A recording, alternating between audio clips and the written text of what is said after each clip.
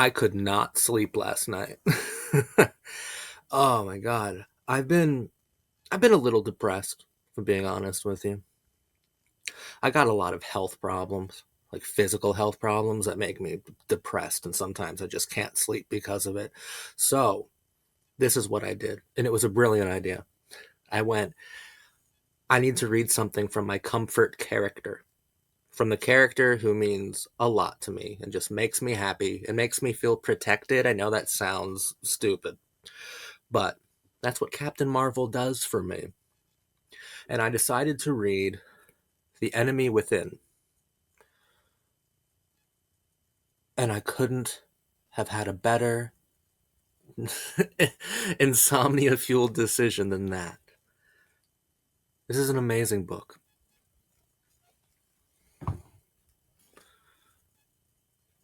This is an incredible story. Yes, Captain Marvel means a lot to me on an extremely personal level.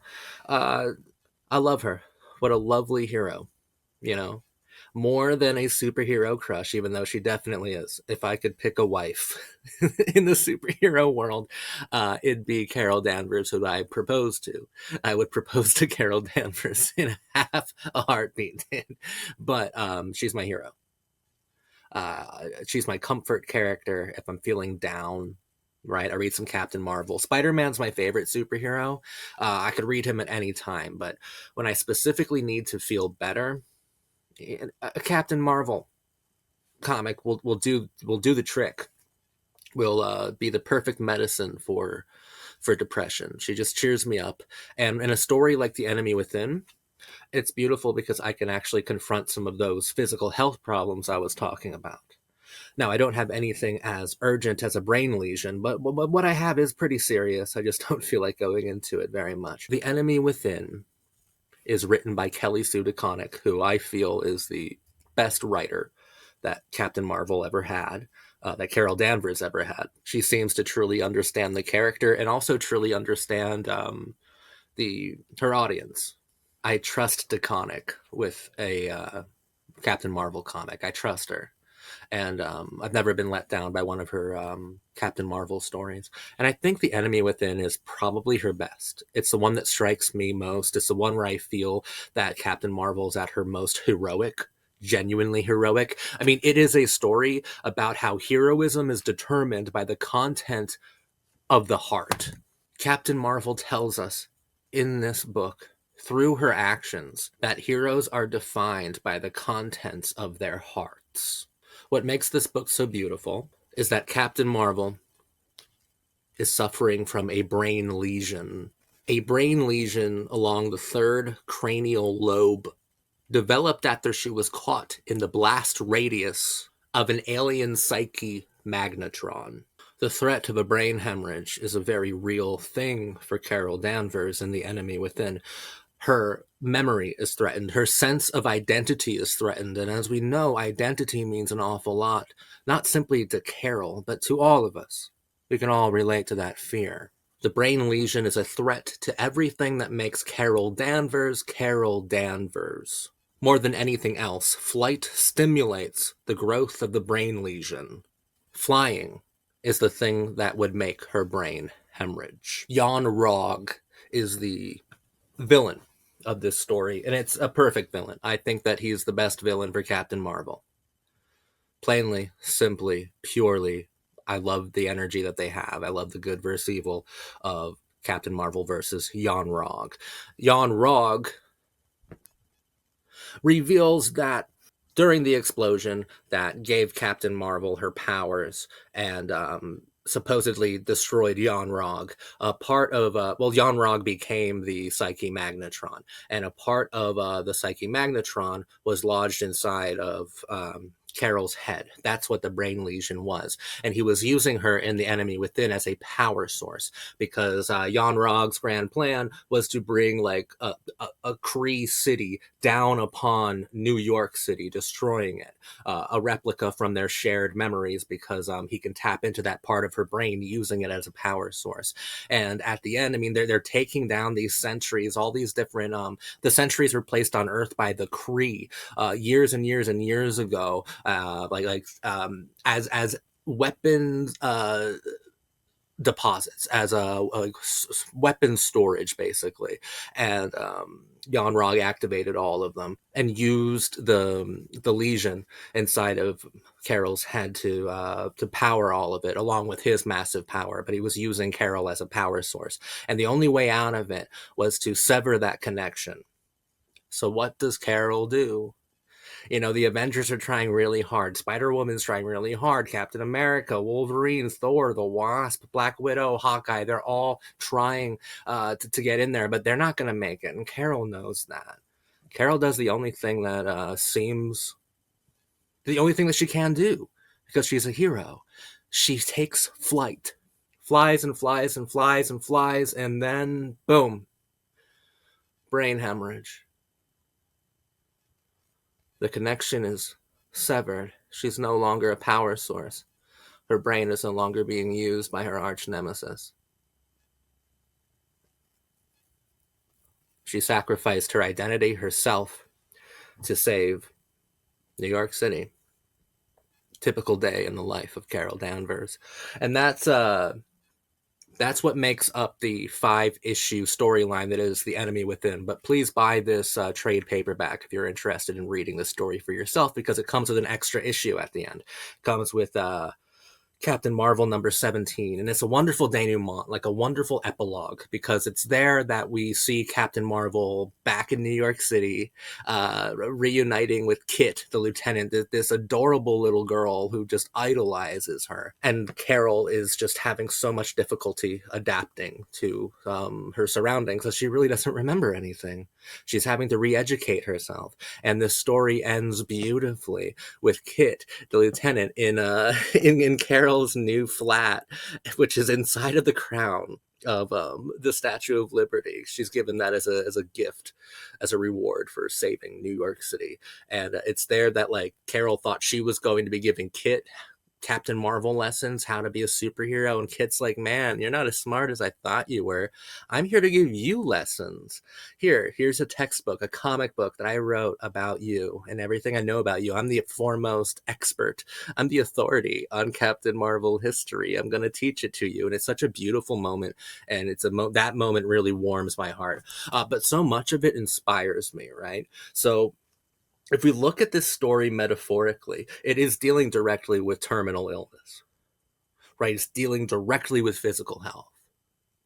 And it's also, I think, dealing rather optimistically with the idea of embracing annihilation for a greater good and a greater memory. When Carol Danvers is given the worst possible medical news, it doesn't stop her from doing what she believes is right. It doesn't stop her from being a hero. It doesn't stop her from inspiring. It doesn't stop her from saving the world.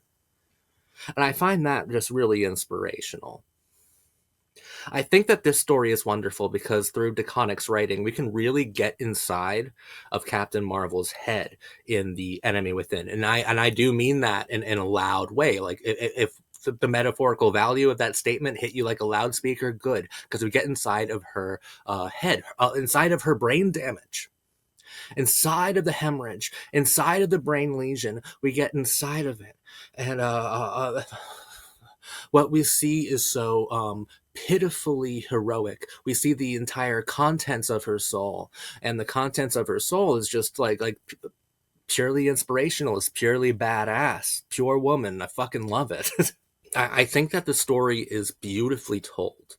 I feel so much for Carol in this story, and the art is incredible. Some of it is extremely good, done by Scott Hepburn, Matteo Baffani, and Felipe Andrade, respectively.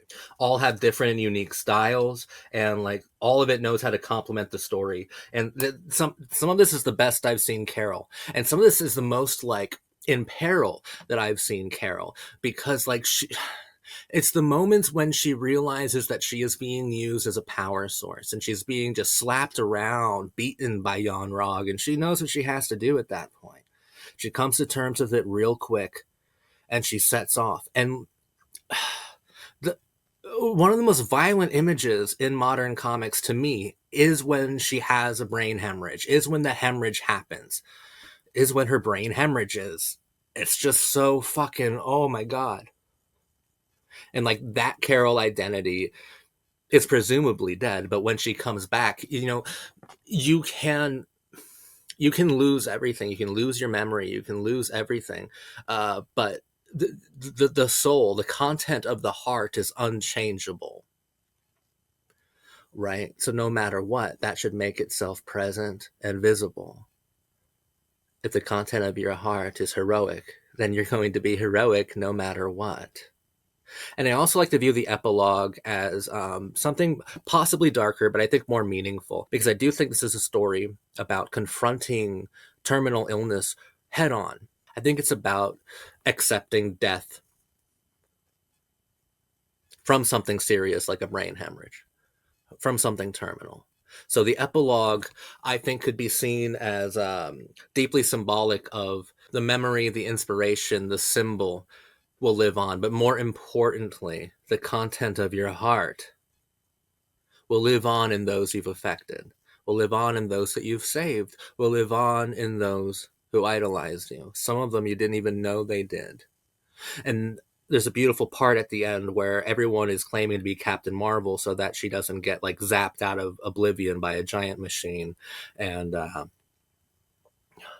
that's when you learn that Carol saved a countless amount of people, but that countless amount of people are also willing to die for her. I just think it's perfect superhero comic book writing. It does everything beautifully. And then it excels in, I think, like very emotional ways, and in ways that only those who have had physical health scares or have actual physical health, chronic diseases or terminal illnesses can truly, truly appreciate, because there's just something just so beautiful about the fact that Carol understands she has it, and it's a difficult thing to like live with, right? Because, I'm really sick, but I don't feel really sick, not all the time. And sometimes it's hard to remember that I am sick. Like it's hard to remember that I can't do certain things without risking hospitalization, at least. It's difficult to remember that sort of stuff, and I like that, like through this examination of physical health, we see that through Carol, who's like, I feel okay, but I know if I fly, I run the risk of losing everything, of possibly losing my life. And then when she makes that decision to fly, she's perfectly cognizant. She's aware of exactly what she's doing. And she knows that this is the end of this memory system. This is the end of this narrative system. This is the end of Carol Danvers for all intents and purposes. Of course, the content of the heart outlives the body that content is held within, is stored within. But nothing takes away from that sacrifice and from that incredibly violent panel. Like, it's painful. It's painful and it's visceral. And it hits me. Other things I love about this comic book is, of course, the friendship, the back and forth, the banter between Spider-Woman and Captain Marvel. That's lovely. I love that so much. I think the Avengers were really well designed in this story. I like the team. I like this selection of teammates. I just really enjoyed some of the action here. One of the most fascinating things about this is that yon-rogg, our villain, also symbolizes just how evil the personification of terminal illness could be. Right, like that's terminal illness hyper personified within your worst enemy, and your worst enemy suffers from monomania, and he's a tyrant. He's a complete fucking psychopath. That's your brain tumor. That's your brain lesion. That's your terminal illness personified within a character. And it is you can't compromise with it. It's unmovable. You can't do anything. You can't do anything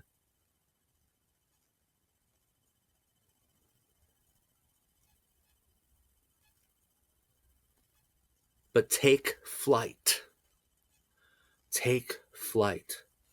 You have no other choice but to inspire, to save, to sacrifice.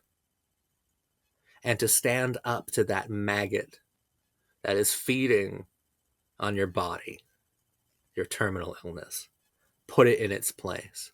You don't get to determine how Carol's life ends. You don't get to determine the limits that Carol will go. You don't get to determine anything about Carol. You don't know anything about her if you thought that, yon-rogg. Take flight like Carol Danvers. Become the hero. Like, that's why it's so inspirational to me, man. Like, those who suffer from terminal illness can have their heroic act, can be heroic, even at the very end, even at the risk of everything. Like, there's just something so positively captivating to me about that, and something that really comforts me. I think that the way that Carol Danvers faces terminal illness, it's just so beautiful. It's a remarkable story to read. It's just so fucking perfect, and I love it to death.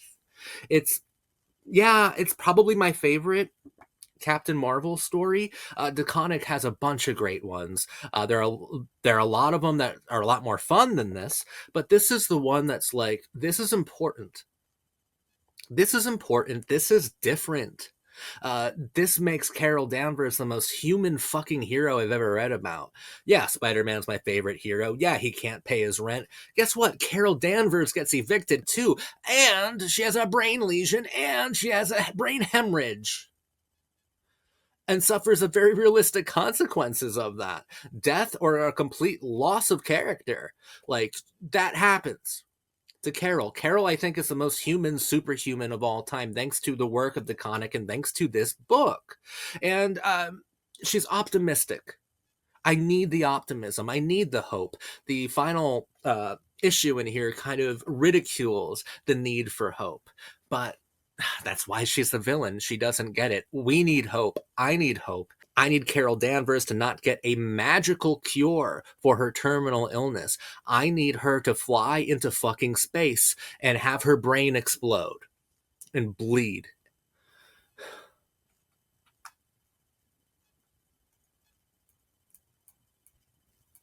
I need to see that, because within that, that's the heroic act. You know, there's times when you're diagnosed with certain shit that you just feel like so weakened, right? And you're terrified of the end. You're terrified of the end, you know, of death, of the worst case scenario of whatever it is that you have. It might not be death. It might be something less severe, but still really scary. And you kind of hyperfixate on that image. Well, this book gives us that image. This book gives us a brain hemorrhage in the sky with Captain Marvel. And while it is violent, and while it is like a very, very loud and very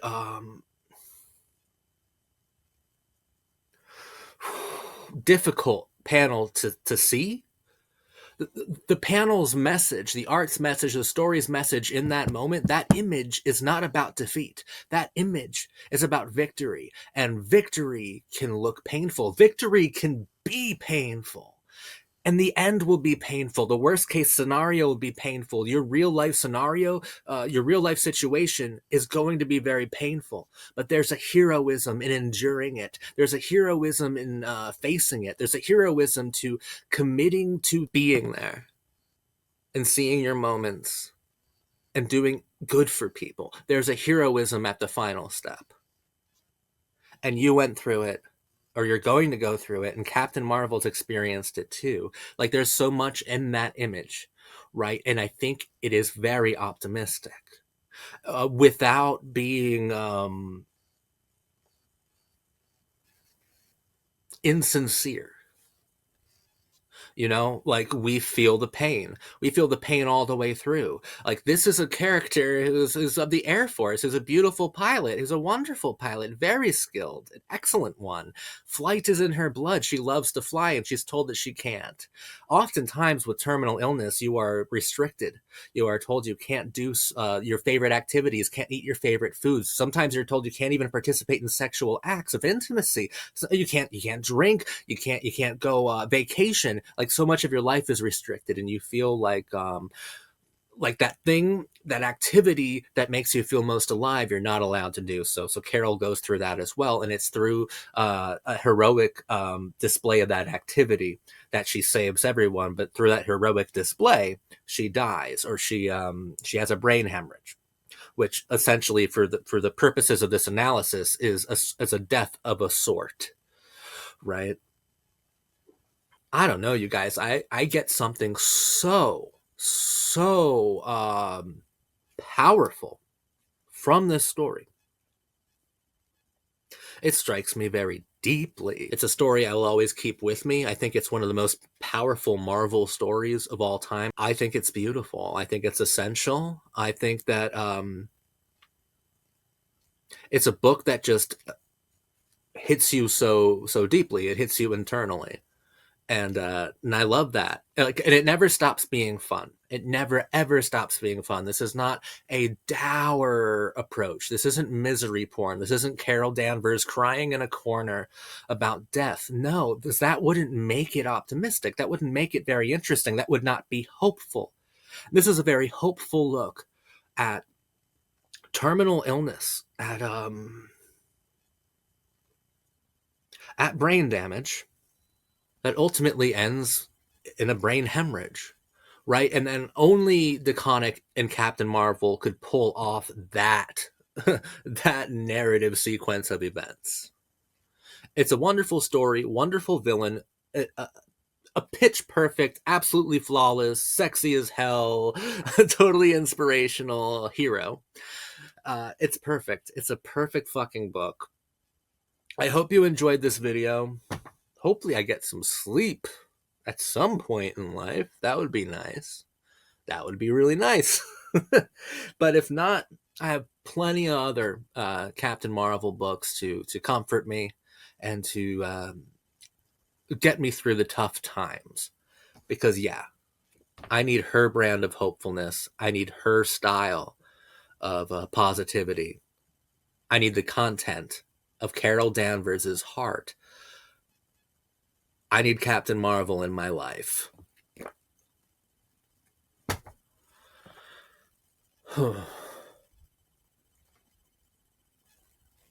Thank you for watching me.